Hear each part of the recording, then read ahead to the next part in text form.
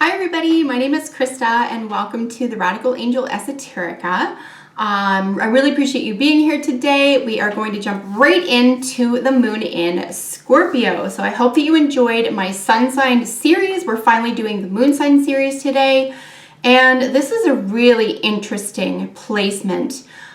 Scorpio in general is what I consider the deepest and most secretive sign in the zodiac. I'm not alone. And as a moon in Scorpio watching, you're probably nodding. Yes, I know. The struggle is real. Very, very sensitive. If you have a rising or a sun sign in a water sign, even if you're a Taurus sun sign, if you're a Taurus sun sign and a Scorpio moon watching this, by the way, treat your ladies right. You want to mature and treat them right, because you could be dark and dreary about that. You could have had some negative experiences. If you aren't and you're a very mature moon in Scorpio sign, you're just going to appreciate the people around you and want to connect with them and go deeper with them and find a reason to get deeper with them. One of the major, and it really doesn't matter what planet, what sign this is in. I'm just going to say Scorpio in and of itself. Scorpio needs, again, it doesn't matter sun, moon. As a sign, Scorpio needs soul connection. And an underdeveloped Scorpio is going to find that through trauma, whether you realize it or not. And it could be something silly. And one of the most common ones is, this is really popular, by the way, and doesn't matter what sign you have, this is just a popular way of emotionally creating a bond with someone else. And that is to take your date to a horror movie. People do that for a reason. Guys will take women to a horror movie for a reason, even if they're not conscious about it. But the whole point is to have them curl up in your arms, and you're there to protect them, and it's to feel safe, and it's to go through something together, which helps you bond. Not on its face a necessarily bad thing, but it can be abused, and if you're not conscious about it, it can become a pattern where you find it almost impossible, or it's very difficult to become emotionally close or available to the people around you. And so maybe try to balance that out. So I just wanted to put that out there. Not really sure where that came from. I just wanted to mention that. So let's talk a little bit about Scorpio, and then a little bit about the moon that it sits in. So Scorpio is the 8th sign. It is a feminine sign. The moon is a feminine planet, so it's very comfortable here. It's water element, so again, you're going to be able to go very deep. This is a very deep sign. Probably secrets, lots of secrets, which isn't the same as privacy, which is where I would, give that to Capricorn, for example. Capricorn is like private, giving my privacy. Scorpio is about secrets. And again, it doesn't have to be a bad thing. It's just how they're used and why you're keeping them, and what you plan to do with them. Are they serving you ultimately? Are they serving you?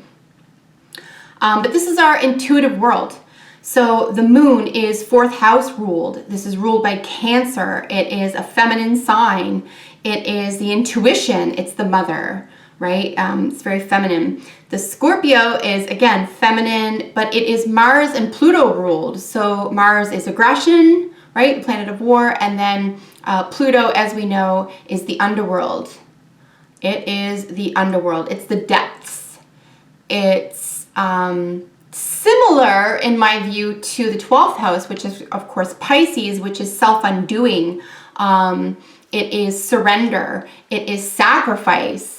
And I think this is why, personally, I think Scorpio and Pisces does so well together, because Scorpio wants that sacrifice from you so they can merge with you and you can bond, and then Pisces naturally is just like, well, that's what I want. So you get along very well with Pisces, especially romantically or in intimate relationships. Cancer is similar. Cancer needs a little bit of soothing. I think that Cancer is very good for you as well because, like I say, you're both water signs. There's something maternal there. They want to take care of you, but Cancer needs something from you. Cancer needs a little bit of assurance. Like, we just went through something together. I assure you I'm here for the long haul, or I assure you everything's all right. And then Cancer loves getting close to you. They want that bond.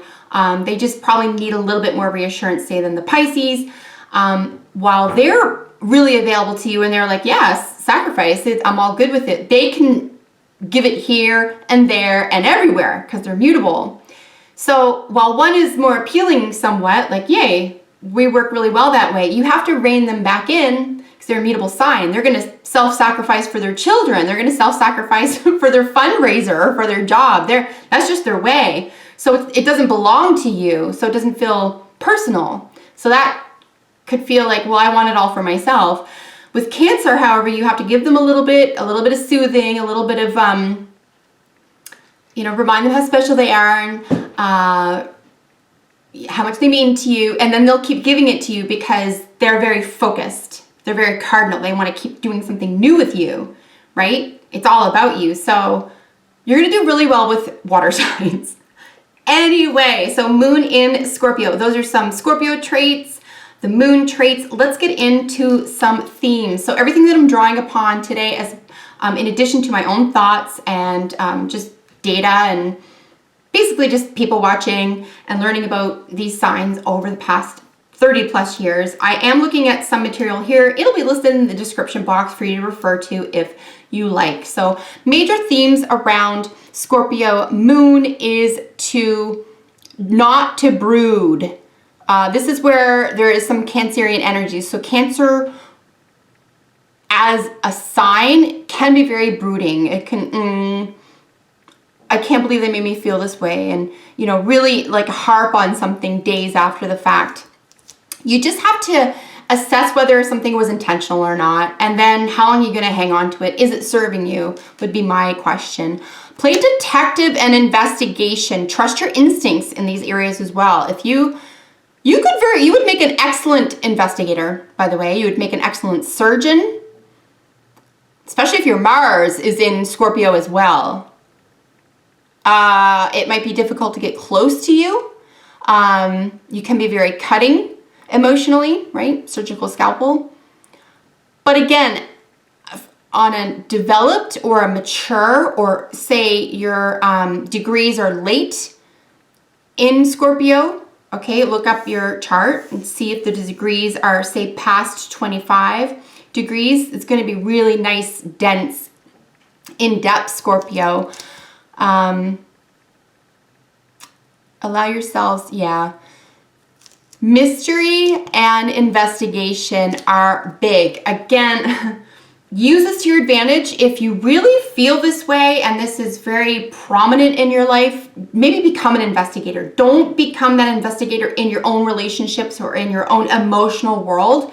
This can be extremely emotionally taxing for the people around you because you're always reading into things, or you have a talent or a propensity to read into things.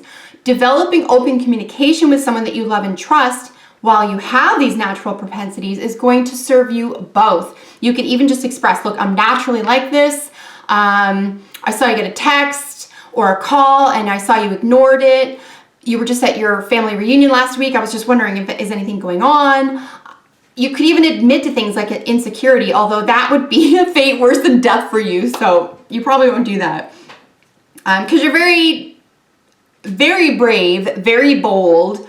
You have an energy that I think is unsurprisingly, right? Because you share Mars as a ruling planet, very similar to Aries. And Aries is kind of like, look out, like they're just coming and you either move or you get bowled over. Scorpio is like that, but they're like emotions. Like, look out, I'm coming. Do you have what it takes or not? And I think there's a lot of tests, right? Because Scorpio is so deep, secretive. They whether they're conscious of it or not, they give their loved ones a lot of tests. So it's wonderful that if you're aware of it, and also the people in your own life, so that they don't take it personally or they don't start reading into it, which could happen as well. They're like, well, if they're asking me, what are they doing? Is this coming from a sense of guilt, especially if you're with a Taurus, a Cancer or a Pisces, because these are very sensitive signs as well.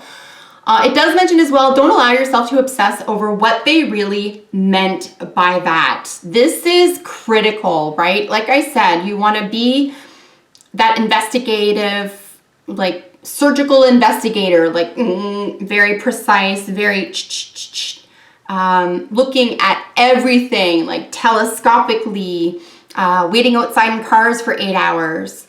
Very tenacious energy. But make sure it's for a good cause, make sure it's worth it, and make sure it's gonna serve you. If it doesn't, it's a waste of time. I wanna look at some bright and dark side elements to this placement, as well as finishing off with some famous people in Scorpio. So the bright side of the moon in Scorpio is you're more imaginative, determined, ambitious, emotional, and idealistic. Yeah, the moon in Scorpio is extremely determined. Like I said, it has, in my view, a lot of Aryan energy to it. It is unafraid. There's a lot of courage here. And because it is not only an emotional sign, in the moon, it's emotionally projected. So you can actually help a lot of people right now with this type of energy. You can help people out of their own sense of secrecy or shame. Like, what are people most secretive about? That's something to ask yourself if you're curious, or about other people who you think have secrets, or if this is a theme of interest that's important to you. You know, why would someone be secretive? And try to get to the root of that, and try to come to peace with that somehow. There could be secrets about the home or the mother as well. I do want to put that out there. Or secrets about your emotional world, what you're really like, right? Dark side of Scorpio moon is you're more obstinate, secretive, jealous. I can't believe I didn't say that word yet.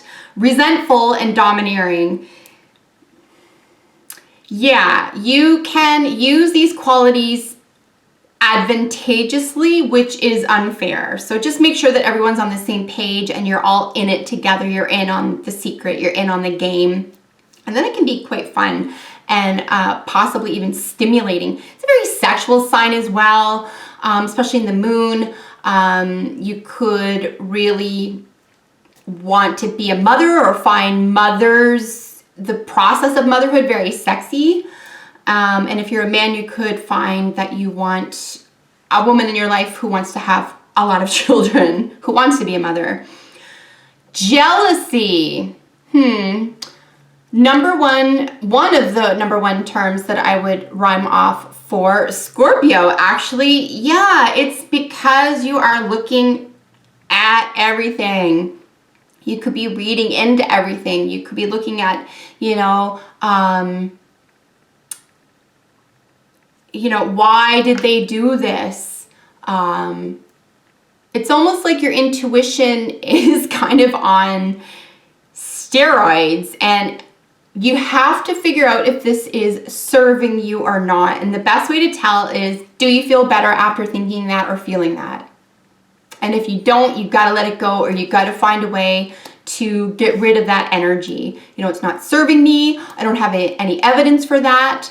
Even after I've investigated it, or I've talked to this person, or I've, did a pros and cons list, and I don't have evidence, so I'm going to leave it alone until something else comes up, and then focus on something else.